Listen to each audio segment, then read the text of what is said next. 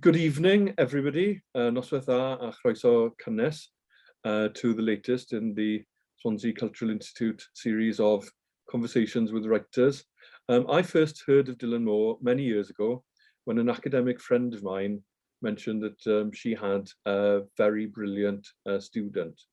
And then a couple of years later, I came across Dylan Moore, who I think had got a first at Cardiff. I think that's the case, isn't it, Dylan?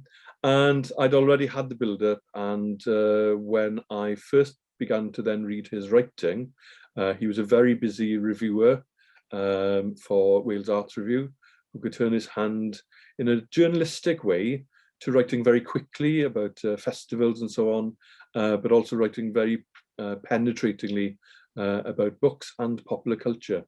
And in this period, Dylan wrote an extraordinary book which has been somewhat overlooked and neglected, about Damon Albarn, the lead singer of Blur, and later the orchestrator of Gorillaz.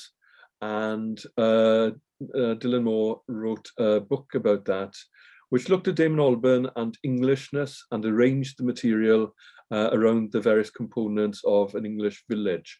And it was just a tour de force, and I thought to myself, this young man is like Patrick Wright or some of these other cultural commentators and historians. Since then, of course, his trajectory has been nothing less than stellar, and is in itself an argument for making sure that we stop the brain drain around away from Wales, because he himself is evidence of what you get if someone actually decides to stay here. At the moment, he is the editor of the Welsh Agenda, the Institute of Welsh Affairs' in-house magazine. He teaches, so he teaches at Llanwern High School in Newport.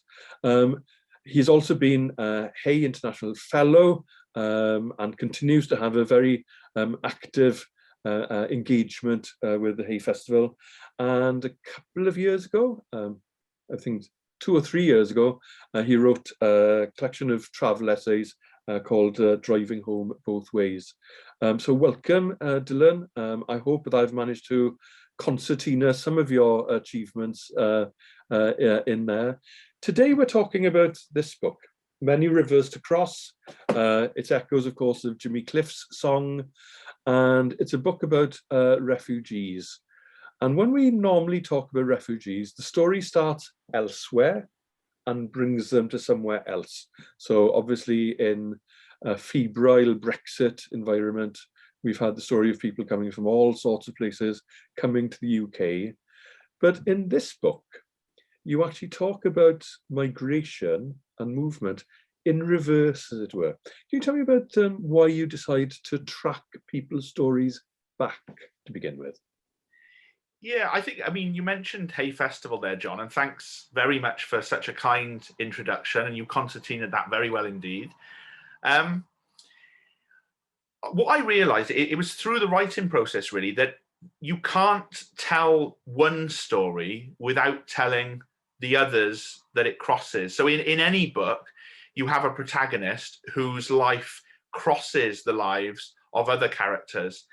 And what I found was that it wasn't really good enough to have secondary characters who were like a supporting cast to a narrative that would then become formulaic. Like you've outlined, the stories that we get of refugees in Britain are often conform to one of two types. So it's either the migrant who's come in to basically take advantage and they must be resisted, or it's the refugee who we must pity and feel sorry for and provide for. And because I'd worked at the Sanctuary Project in Newport and met lots of refugees, I found that the situation and the lives of refugees are much more complicated than that. And our lives, people who are not refugees, are also much more complicated than sticking labels on people and saying, oh, he's a Brexiteer, or he's anti-immigration, or I'm pro-immigration. And so as I began to write these stories as they became, it became really clear to me that I had to travel in both directions. And you mentioned Driving Home Both Ways. Of course, my travel writing does exactly the same thing. It's about holding Wales and the world up against each other like a pair of mirrors, and seeing what the reflections reveal. And that's really what I wanted to do with this book, is to just to hold up lives like mine against lives like those of my refugee friends, and see what new things could be revealed through that process. You started off with an intention to write a book which was essentially documentary, a book of non-fiction, pulling together the stories of people. But the book actually mutated or went through various metamorphoses. Tell me about your initial intention, because I think that you were inspired by the collecting of the stories of Soviet women in the Second World War, by Svetlana Alexievich, who of course won the Nobel Prize, where she actually pulled together all these stories and gave us the whole story of courageous women, but also it was polyphonic. So that's where you started from, where you thought, oh, I'm going to do that, because in the Sanctuary Centre in Newport, you were listening to this polyphony of voices. Yeah, absolutely. And it really came out of one particular friend of mine who's from Ethiopia. He asked me, we were sitting down in my house and we were drinking coffee, and he asked me, would you write my story? Because he was well capable of telling that story in his own language, but he wanted it to be told in English, and he knew I was a writer. And I thought, yeah, okay, I can help you with this. So we sat down and we worked on it, and we got so far, but it never really became a writing project that was heading towards publication. But as I kind of moved forward with the project, I kind of dreamed up this idea, like you've outlined there, John, of bringing in lots and lots of voices, lots and lots of stories. And what I wanted to do was really kind of tackle this global refugee crisis as it was being described in the media in a new way. And those books by Alexievich, which corral hundreds of interviews into this kind of polyphonic mosaic of stories that then kind of hint that this is the entirety of the experience of a nation, or the experience of a group of people. I thought that would be the best way to do it. But what I discovered, as I've sort of hinted at as well, is that it wasn't just about the refugees, that this was also a story about Newport, and a story about Wales, and a story about me and my life and my background, my heritage. I'm interested in Newport as a port city. My dad is from Liverpool. My mum was born in Bristol. I've lived many years in Cardiff. So I've had this affinity. I lived in Valencia in Spain as well, all port cities that have a particular geography that centers on the mouth of a river. And really that's where I got the central metaphor, the many rivers to cross. That it was about the many rivers that people have crossed across continents, but it was also about the many rivers that people have crossed throughout history.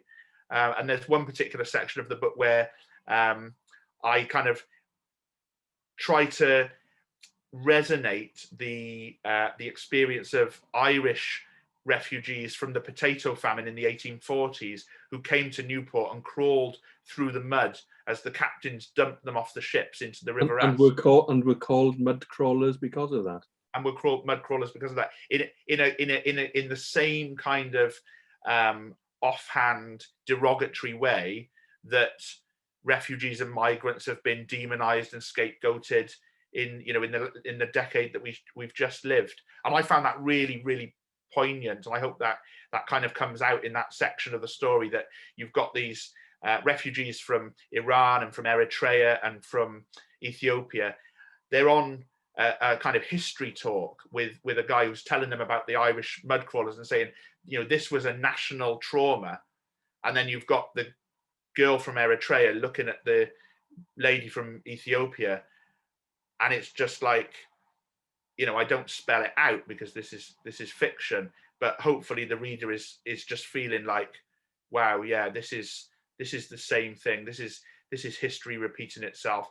And this is the entire history of humanity, because the other layer to that story, and there's lots of layers in the book, the other layer to that story is that he's also the Rory, the guy, the local guy who's telling them about the Irish mud crawlers, is also telling them about Mesolithic footprints that were found again in the mud flats in the Severn Estuary. Yeah, Goldcliff. And you can actually sort of, and and it's just that hint that, you know, people have been on the move since the dawn of time. And then we also then trace that back to Ethiopia through the lives of these refugees who have come from Ethiopia. And I use Lucy, you know, our common ancestor, you know, if we want to put it like that, the hominid that was found millions of years old, who's in a museum in Addis Ababa that I actually got to go to. So it was about, you know, tracing, and I use at the start of the book an epigraph from Desmond Tutu, who said that it's not enough sometimes to be just pulling people out of the river. We've got to go upstream and find out why they're falling in. And that's really what I wanted the writing process to be as well. And the whole journey of this book was a journey really into finding out how far I could go to trace these stories. How far could I go in terms of empathy? How far could I go in terms of geography? You know, I never would have thought that, you know, when I moved to Newport and started volunteering at the Sanctuary Project about 6 or 7 years ago, I never would have thought that a Friday night game of pool and table tennis with some young men from Ethiopia would lead me to actually being on the streets of Addis Ababa, and at one point falling over face down in the dust, in the same way that happens to my main character. That main character, I mean, before we actually have a reading which actually takes us to that moment in Addis Ababa, the discovery of this character called David, who's a journalist, and he's sort of an alter ego for you. I mean, when you read through the book, you think, this is Dylan now. But that discovery that you could actually have this character who could therefore articulate your thoughts and your concerns and reservations and sometimes feeling of moral outrage, perhaps.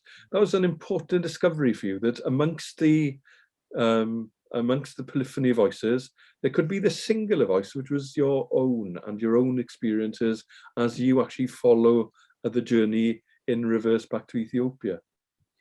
Yeah, I think because we haven't and it's quite interesting that we haven't mentioned the person who I would consider the main character, who is Aman Bohane, who goes missing at the start of the book and creates the kind of central kind of thing that the reader is following to try and find out what's happened to him. And I thought this was a book about Aman. I thought he was the sole focus and the sole main character. And as I wrote it, it just wasn't falling into place in a way that really was going to be authentic. And as you say, discovering this character, that I needed to have a perspective within this polyphony of voices that was close to my own, then allowed me to kind of really just put a sort of a marker down and then branch out from there. Because it was, and that was what it was really. It was admitting to myself that this sort of journey that I'd been on as a person in meeting refugees, and the way that my friends who I met at the Sanctuary Project had changed my life and changed my way of thinking, that needed to be written about as well. You know, that they'd had extraordinary journeys and extraordinary experiences that meant that somehow they had ended up in Newport, which was a completely alien place to them. Let's take ourselves therefore to the dusty streets of Addis Ababa, when a character not dissimilar to yourself called David, a journalist, finds himself falling over, and he's been warned. He's been told this place is full of pickpockets, and he's on sort of yellow alert for things going wrong. Anyway, he stumbles in the dirt, and he's helped to his feet by a woman who sells coffee. And for many people, Ethiopia is just coffee. They don't know about the 150 million people who live there, the political instability in Ethiopia, all the different regions that make up the place, the fact that Marcus Garvey sees it as the homeland to which so many people should return. It's got so much stuff. And now, of course, you mentioned it's being the cradle of civilization, but also some of the places that you mention in the book are also on that, that great highway number 4 that runs from Cairo to Cape Town. So it's central in so many ways. So by tripping in the dust and meeting a woman, it actually starts to open out the story of her family. Mm. You from America? No, I say, I'm from Wales. I let the familiar blank look play itself out across her features, a passing cloud of unrecognition, and then add, in the UK, next to England. Ah, English. Her face lights up with a smile and I let it pass. My son's is gone to England. She pokes at the smoking coffee beans with the backside of a spoon, wanting to talk, perhaps wondering how much to tell. Too many problems here, she says. Very, very problem. Better life in England?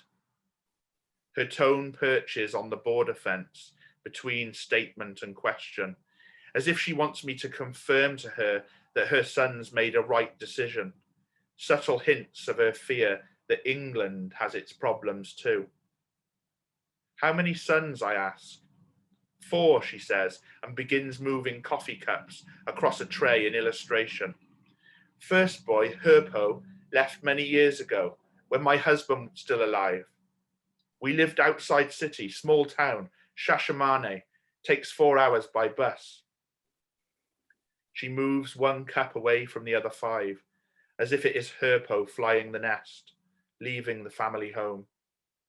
Her fingers are reluctant to set it down, to let it go. I am not sure if she means the other side of the tray to represent her hometown, or the place where her son might be living now. My husband sold 40 sheep and 40 goats to raise the money for this passage. In those days, easier. People you paid didn't demand more money then. 40 sheep, 40 goats. My eldest son was in Sweden. The woman looks down at the cups, wondering what she has started, knowing she must finish the story. She finally lets go of the first cup. For the moment, the far side of the tray is Sweden. I imagine this beautiful dark-skinned boy with his mother's features, sitting at the edge of a glass-blue Scandinavian lake, surrounded by the silence of a forest that stretches beyond the Arctic Circle, and wonder if there is anywhere on earth he could have ended up that would be more different to Addis. Second boy, do you want me to carry on? Please, yeah. Second boy, Gadisa, the woman continues. Things were getting more difficult. Government, they took away my husband into prison. She moves a cup off the tray altogether, setting her husband down amid the dust and broken concrete, as if removing a captured piece from a chessboard. I needed the boys at home to help. We had many sheep, many goats, but after my husband taken, things very, very danger for my boys. She takes up another cup, and holding Gadisa in her left hand and a third boy, Gameda, in her right, she explains, my husband in prison, these boys do everything to help Liberation Front, putting up posters, organizing meetings, sometimes marches, sometimes moving, hiding things. I ask less and less. Government soldiers start coming to our house looking for boys. In the end, we decide to sell the farm, send Gadisa to Europe, sell the house, send Gameda to Europe. Very, very expensive now. Agent people can demand a lot of money, but my son's safe at least. Where are they now? She looks down at the cups for a moment, contemplating. Gadisa in England, place called Glasgow. I smile as she sets down the cup, imagining her son walking around Glasgow telling people he is pleased to have made it to England. I am sure he has been corrected by now. The smile fades, though, as she sets down the second cup. Gameda, I'm not sure. I have not heard anything about him for 2 years now. He was in Libya, but the agents, they asked for Europe, more money. I try to think of something to say, to fill the sudden silence. I test my leg, bend the knee slowly so that my foot is out of the street. Cars continue to honk their horns, and teenage boys continue to lean out of the windows of blue and white minivans, shouting the names of destinations. I recognize Bole, Bole, Bole, because that is the name of the airport. It must be hard for you, I say, with them gone away. They send me money sometimes. No survive just selling coffee. She pushes the cup that has come to represent her youngest son toward me, and then holds the coffee pot 6 inches above it, expertly pouring a trail of thick, steaming black liquid into the white china receptacle. For a few seconds, the aroma catches in my nostrils, blocking out the petrol and dust, and its scent recalls upmarket coffee houses in Cardiff's Edwardian shopping arcades. For a brief moment, I am thinking about low-level lighting, wood and metal interiors, Hessian coffee sacks stapled to the walls, and the word Ethiopia in sans serif capitals on a retro letterboard, along with Sumatra and Guatemala, other places the customers have never been. Life is very hard for a mother, says the woman. Where our children go, no matter. Opposite side of street, other side of world, always still you lose your children. The very deft and rightly touch you have there, where that cup is her son, is a very telling and touching moment. One of the things that you're very aware of is the danger of appropriating other people's stories, and I suppose you've already touched upon this by saying that your friend asked for his story to be told, and you tried to do it, but you failed to do it. But there is that danger, isn't there? That as one point in the afterwards the book, you point out the fact that there's a big difference between yourself and the people in the Sanctuary Project, and you're white and you have a British passport. And for so many of them, getting a piece of paper, giving them the chance to stay in the country is what life is about. So that inequality, you write quite a lot about that in the afterword. That inequality does boil down to freedom of movement. And for people in the Horn of Africa, it's the freedom to escape economic difficulty and political challenges and all the rest of it. And then, of course, they come to somewhere where that escape to freedom is seen as a threat to people's jobs and so on. But that whole thing of, our freedom to move, which has been, central to Brexit, is also so deeply important to people who will risk their lives and limbs, put up with the challenges of living in the jungle in Calais, hold on to the bottom of lorries or trains or whatever, face the perils of crossing open water in rubber dinghies. That's sort of the core concern of your book, I'd suggest. Yeah, I mean, to be honest, John, the core concern of the book is my friends. That's where it came from. And I'm aware that at least one of my friends who is from Ethiopia, spent a long time in the jungle at Calais, is watching this now. And so, therefore, I feel a huge weight of responsibility to be careful with these stories, because they are the stories of real people's lives. And I can't put it any more eloquently than that, really, that, this is a book about my friends, and you would not, you would not want to betray your friends in any way, and to betray their stories in any way would be a betrayal of them as human beings. So how have your friends responded then? Because presumably they've had hopefully free copies. Yeah.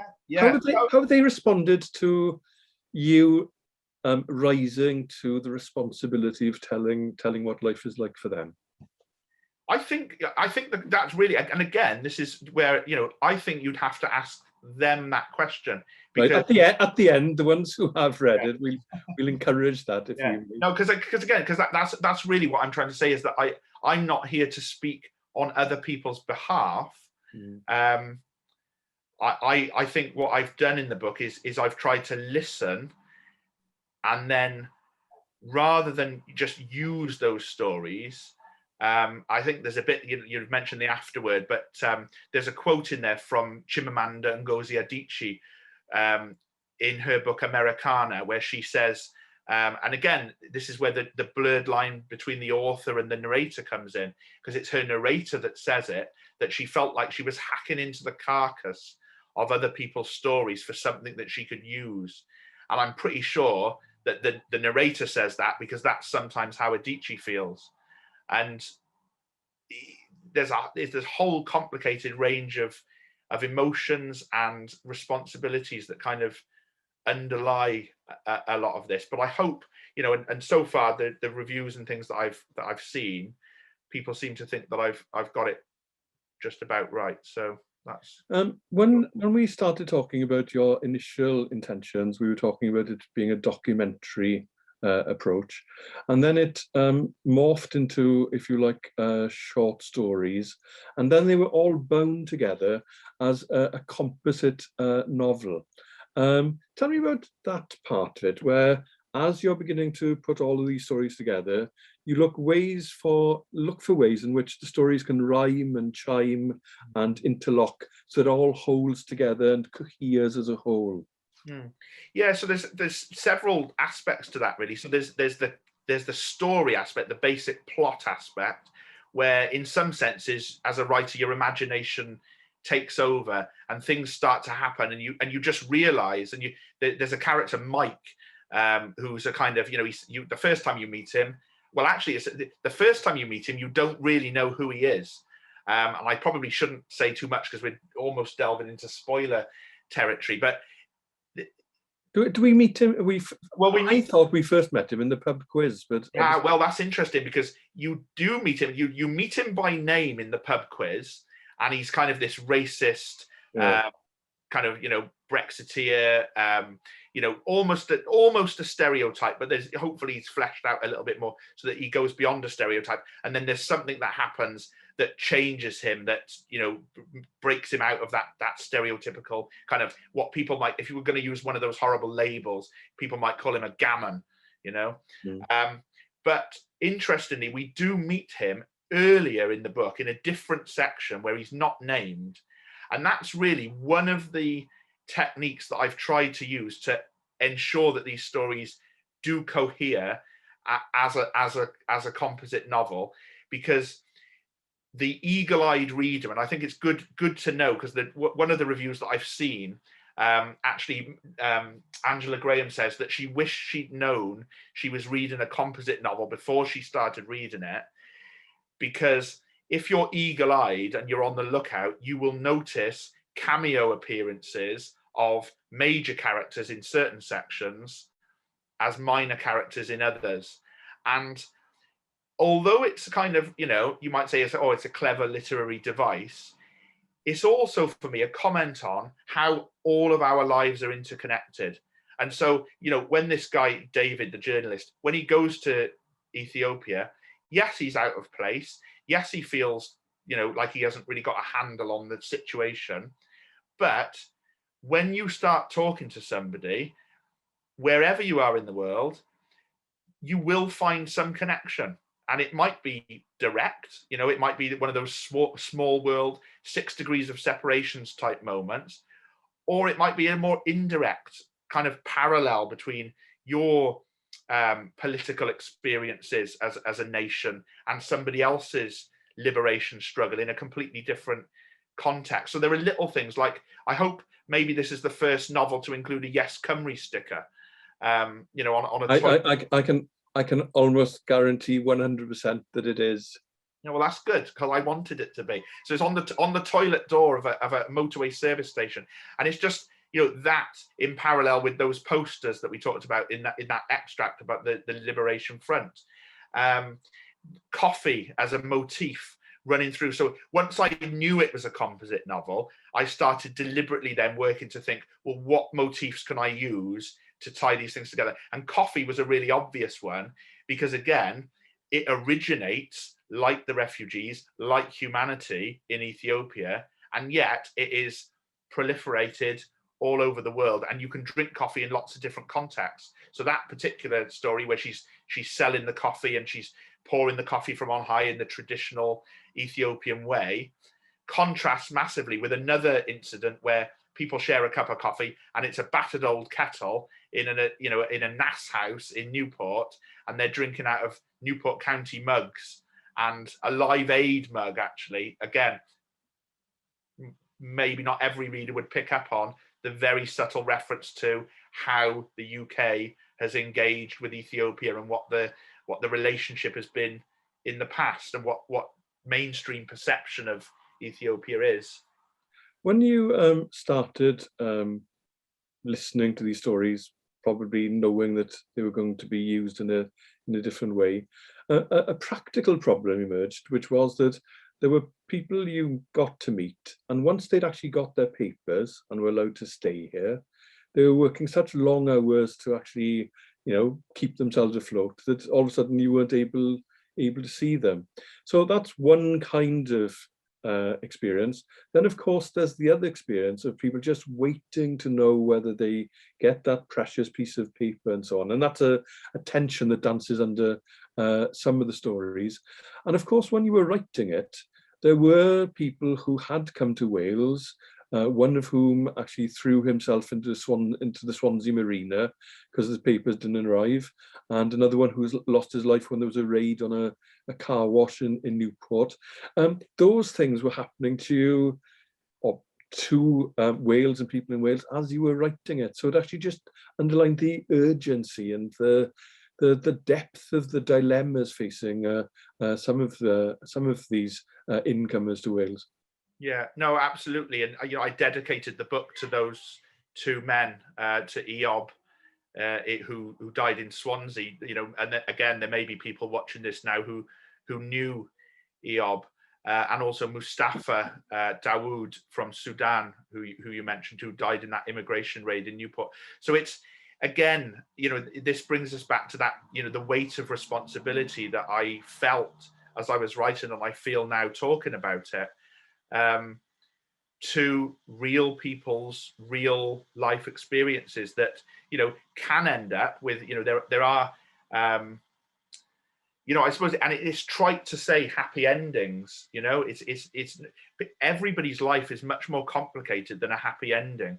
We're all still, if you're still alive, you're still simultaneously living through good and bad things. And unfortunately, obviously, there are those that have lost their lives. And I won't say too much about the main character in this story, but I wanted to explore that idea that someone would come to the very, very lowest point where they would consider taking their own life, and do something with that as well. In telling that story of a journey which takes you to a point where you don't know whether it's worth actually carrying on, there's of course the sort of detail of stuff which we take for granted. And you mentioned Edward Said in your afterword, and of course he alerted us to all the sort of dangers of Orientalism and all the rest of it, where we see people from elsewhere as exotic. But there's this lovely thing that you do, which is to take things which we take as absolutely sort of, we take for granted, like the thrill of discovering that you can actually melt cheese on chips and take it even a stage further and pour gravy over it. And that little moment, this sort of taste shock experience, is as big a cultural difference and a marker as any. And of course, you know about this because I read on the blurb that you worked in a chip shop. So you know about it's quite funny because that was it's interesting because I've had really, I think, I'll just check. I think it's 4 genres of job over the year, and I thought I couldn't really leave that out because it obviously had found its way. So I've worked as a magazine editor, a comprehensive school teacher, a refugee support worker, and a chip shop counter assistant.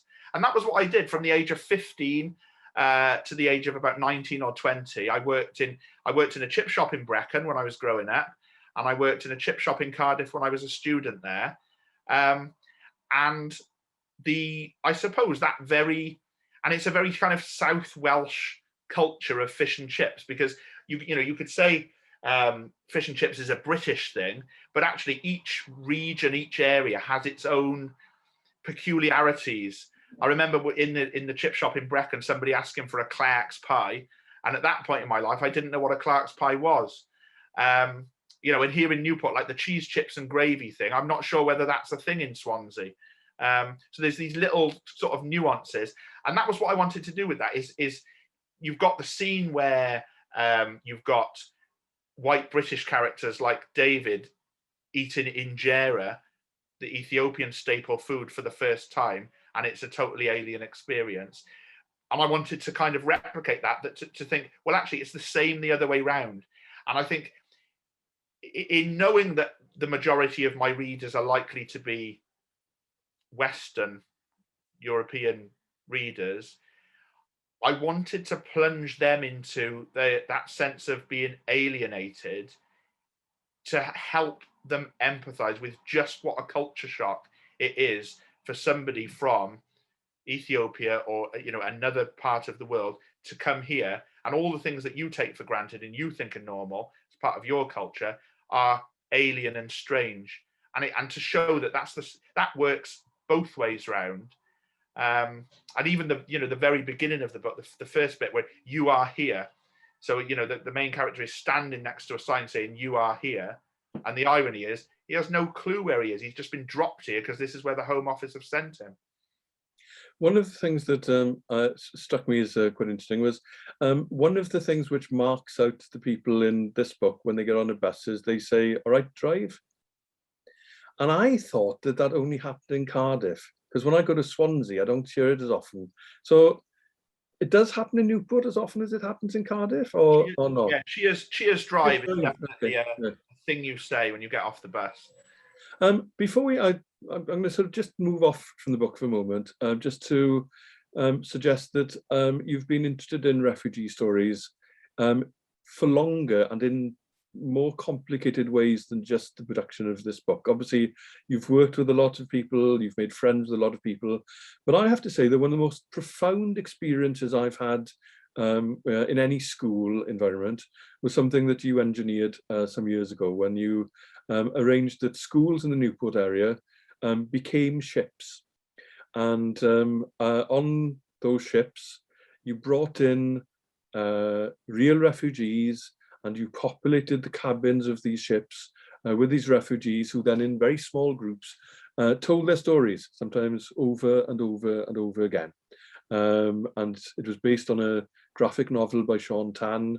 And in some schools, all the teachers actually became customs officers and did passport control. And I remember in one school, one of the teachers borrowed some actual police uniforms from a brother or whatever.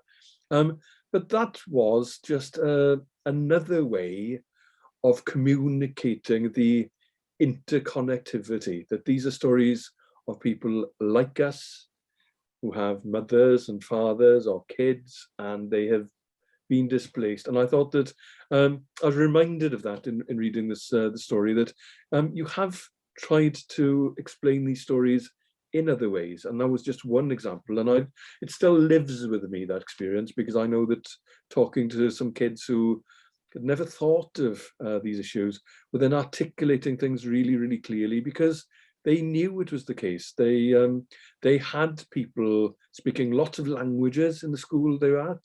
The school was known for being diverse, but they didn't necessarily see that journey connecting them with places elsewhere. Towards the end of the book, therefore, there's a bit which feeds off your experience of and knowledge of the school environment. And for me, it's the tenderest, most telling sequence, and it's of a school like Steddfod. And I think it's, it can veer towards pastiche or parody or travesty or burlesque when you put a nice Steddfod into a novel in Wales. But here you're using it for a totally different reason. Mm. Yeah, and this again, it draws on my own experiences as a primary school pupil, and also then as a teacher working in projects in particularly in multicultural schools in Newport. Somewhere way off in another part of the school, someone is ringing the bell. It is followed by the quiet noise of excited children lining up, and above them a teacher's voice, Mrs. Marnie saying dim sharad more times than she would wish, and then saying, "Excuse me, children, I have said dim sharad more times than I would wish." Then the shuffle of everybody going into the hall, the squeak of trainers on the parquet floor. Eventually it all goes quiet and the piano starts up. It is the song Mrs. Jenkins taught us last week. Then children singing. Nid o'n gofyn moethus, air y byd na'i berlau man. It sounds so beautiful, I nearly cry again. I close my eyes and try to imagine the scene in the hall. I imagine the big boys at the back, trying to make it look like they are sort of joking, but singing louder than anybody. Gofyn o'i fam galon hapus. And I imagine the very little ones at the front, still not knowing the words, but opening and closing their mouths like baby birds to make it look like they are singing. Calon honest, calon lan. Calon lan and llawn daioni, goes the chorus. Techach yw na'r lili dlos, dim ond calon lan all gani, cani'r dydd a chani'r nos. Someone put their hand up last week and asked Mrs. Jenkins what it meant. A clean heart, a pure heart, she said. And on the way out, she called me Cariad, which I know means love. It's funny to think about it, really. We are children from more than 50 countries. Together, we speak more than 30 languages. Mrs. Marnie always says it is something we should all be very proud of. 50 countries and 30 languages. We're the most diverse school in a diverse city. And we should all be very proud of how we all get on with each other. She always finishes these speeches saying, "The United Nations could take a leaf out of our book." Some of the older children would giggle because they had heard her say it so many times. And here we are singing and celebrating in the one language none of us can speak properly. Not even the teachers. I've only ever heard Mr. Watkins say tri dau un dim sharad and hyfryd. He says hyfryd every time someone answers a question, whether their answer is lovely or not. He even has a laminated piece of paper sellotaped to his desk so that he can copy the date. Today's date in Welsh is a kind of palindrome. Dydd Mawrth, un. Tuesday, March the 1st. In the corridor is a map of the world with coloured pins in it to show where we have all come from. Dilara and Yasmin use the pins to stab each other in the neck while they're waiting in the lunch queue, but I always stop and look at it and wonder why the pieces of string that attach us all to Wales are straight lines, as if we'd all flown here like birds. Nobody travels in a straight line. At the side of the map are some flags that Mrs. Marnie printed out. There's the Welsh dragon, of course, and the Union Jack, and lots of flags from around the world, some of the countries where people in our school come from, like Poland and Turkey and Slovakia and Afghanistan. But some flags are missing, like mine. The teachers never explained it to us, but one day I heard my mum's friend telling my mum that the Ethiopian flag was missing because there had been complaints and arguments about whether to use the old flag or the new flag or a different flag. The teachers had decided there were too many arguments and they didn't want to offend anybody. So I think they took it down and put the Canada flag there instead, because no one in our school is from Canada. Hosan said they should have put the flag of Kurdistan, but they wouldn't because it isn't in the United Nations. Since then, whenever Mrs. Marnie says that thing about the United Nations, I always think quietly to myself about Kurdistan and Oromia and all the countries that we come from that are not in the United Nations. Do you want me to go on? Yeah. You are marvelous. So this little girl who's telling the story has been burying her head in her fur-lined parka hood because she's forgotten to wear her Welsh lady outfit for St. David's Day and everybody else has got one. You are marvelous, says Miss Anwar finally. And somehow I find I can breathe out. I poked my head forward a little bit into the fur of my hood, like an animal coming out of its burrow after hibernating for the winter. Miss Anwar holds the piece of paper out in front of us. We should enter this into the Eisteddfod, she says softly, without looking at me. I take the hood down and look at the shapes of the words on the page, different letters, different alphabets, and the title I have given it in Welsh. Avon means river. How, I say. My voice sounds small and far away, like it did when we went on the train to Barry Island with the Diversity Project, and Leah taught me how to hold a shell to my ear to hear the sea. Mrs. Marnie had been very strict that we had to get all of our entries finished on Friday. I can post it in the box for you, said Miss Anwar, if it's okay with you. I nod slowly, a little unsure, but feeling like I'll regret it if I don't. You remind me of my mum, said Miss Anwar suddenly, which is a very weird thing to say, considering I'm 8 years old and Miss Anwar is at least 25, which means her mum is probably about 50. My mum was born here, in the same hospital as you. But when she was a little girl, she never believed she belonged because her mum and dad were immigrants, Miss Anwar explained, from Bangladesh. She said the word immigrants as if she didn't like it, as if she was only using the word because there was no choice, as if there was another word she wanted to use instead, but as if that word was imaginary. I wondered whether there was a synonym for immigrants that would make us seem beautiful. Now, if you take your coat off, I've got something you can borrow. Miss Anwar went over into the cloakroom and didn't even look around to see whether I was going to take my coat off, so I kind of guessed that I should. It wasn't really like I cared what was in the carrier bag or what I was going to be allowed to borrow, but I didn't want her to be disappointed. When she came back, she was holding a shawl, a square piece of cloth that was checkered red and black, a little bit like tartan, but not as fancy. She folded it diagonally and then draped it around my shoulders.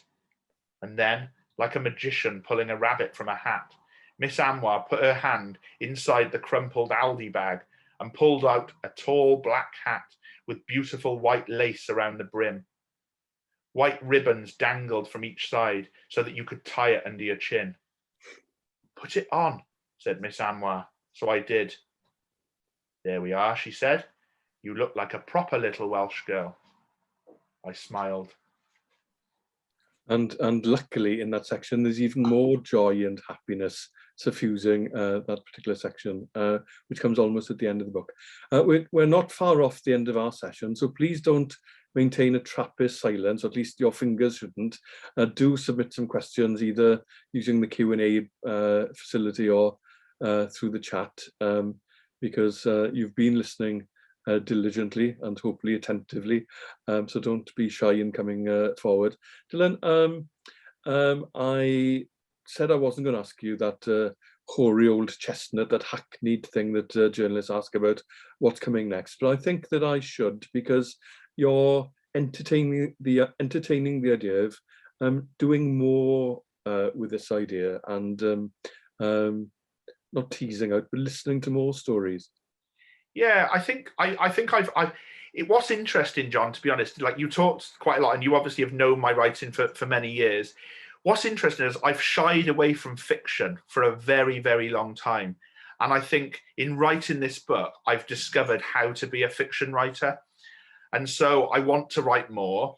And I want to write more about Newport, because you just realize in scratching the surface of something that all of these stories in this book are connected, but there are characters in this book who really need their stories told as well. You know, we mentioned Mike. You know, and it gets me wondering then, you know, what's really behind him, and some of the characters who are only bit part players in this book. Well, you know, there's a hint there that, you know, I know a little bit about their story. I know people like that, and so I'd like to talk to other residents of Newport, wherever they've come from, whether they've been here, you know, since they were born, or whether they arrived yesterday, and really tease out some more fictional stories that are, again, based on real people's lives. And I mentioned to you earlier before we went live, Obviously, the pandemic.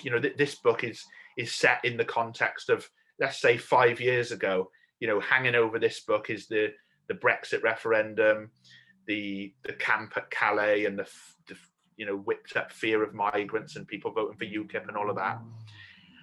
And I think what I want to write about now is to have the pandemic in the background, not as a front and center. It's not going to be a novel about the pandemic, but to explore how people, I've been marking some students' work today, 15, 16-year-olds writing about a time they faced a challenge.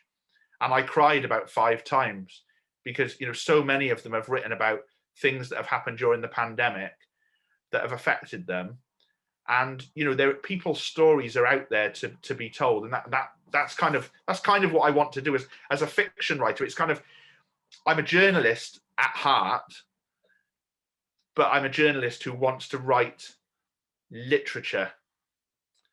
There is a question from Nadia Rakhmatulieva, who asks, how does your experience of working in schools help you?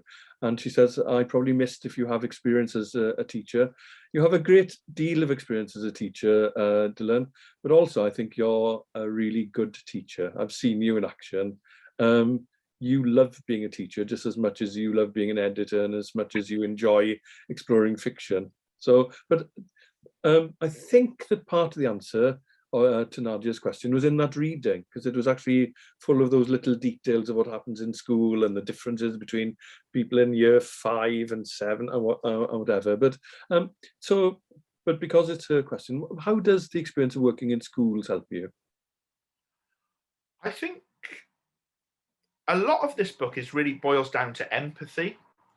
And I think being a teacher, one of the main skills that you've really got to have is empathy, because you've got to be a good teacher, you've really got to get inside the head of the student to work out, it's all very well me knowing my subject, but how do I get into the head of somebody who perhaps doesn't want to be there, or hasn't had breakfast that morning, doesn't understand the work that we're doing. And it's about that. It's about, as a teacher, putting yourself in the position of the student. And really, that's the same kind of thing that I've tried to do as a writer, is to get inside the skins of these characters. And obviously, you've mentioned it was easy with David because he's a journalist, and he's quite close to my own experiences. But some of the characters, it's a leap of imagination and a leap of empathy and a leap of faith in some ways to try and really understand the world from inside somebody else's skin. And I think that's partly what you do as a teacher. I'll add to that answer to Nadia's question. One of the things that I remember from doing those workshops or experiments in creating a cruise ship in the middle of a school was often we would be told, or at least I would be told, oh, don't bother with him or her. I mean, someone would actually say, oh, they won't contribute. And because of this process, some of the kids who maybe weren't contributing ordinarily did, and you realize that they could be whatever they wanted to be, given the chances. And because the book is set in Wales, I was reminded of what Ed Thomas once said. Ed Thomas, the playwright, he said, well, at that point, there were about 3 million people in Wales. Obviously, we've got a few more now. But he said, so Wales is basically 3 million stories. And the sad thing that you say right at the beginning of your book is, or the account of the book is, there are 795 million displaced people in the world. People have been, so you can actually say that, you're just scratching the surface, because in addition to all these stories, there are millions, there are hundreds of millions of individual stories waiting to be told, because the migrations you talk about, some of them from the Horn of Africa to Europe, it's also happening elsewhere. People are migrating, across all continents and being displaced by new things now, climate change, in addition to the atrocities and so on. So there is that fact. There's that sense that the well of stories is almost infinite, but it only takes one person that you meet, and you did it, I'm sure you might be able to remember the occasion. It might have been at the Sanctuary Centre or whatever, and you meet someone and they stop being a migrant and they stop being a refugee and they stop being an exile and they must stop being a person with a name and a story, and they, their concerns are the same as yours and they do actually follow football or whatever it is. And that's a really important thing, where it stops being an abstraction and it becomes a person with a story to tell. Yeah, and that's, the blurb is exactly that. Aman is a failed asylum seeker. David is a journalist. Jasmine is a sex worker. Mike is a lorry driver. Claudia is a churchgoer. Salam is a single mother. Solomon is a refugee. Gareth is dead. But such labels disguise the ways their lives are bound together. And you could do the same thing with the way that the media present certain things. The hostile environment, the Windrush scandal, the refugee crisis, these headlines and these kind of ways of labeling people and putting people in a box and saying, oh, he's this, she's that, this is the situation, this is this group of people.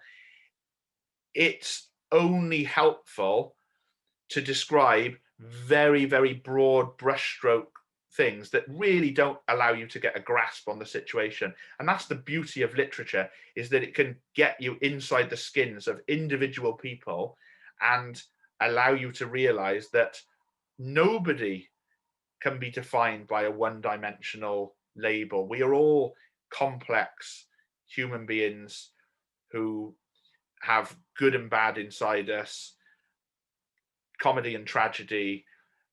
And what I hope to have done with this book is also to be authentic and be sincere in presenting people, so that we move beyond talking about people in those terms, talking about people as sex workers, refugees, churchgoers, asylum. It's, people are much more than that.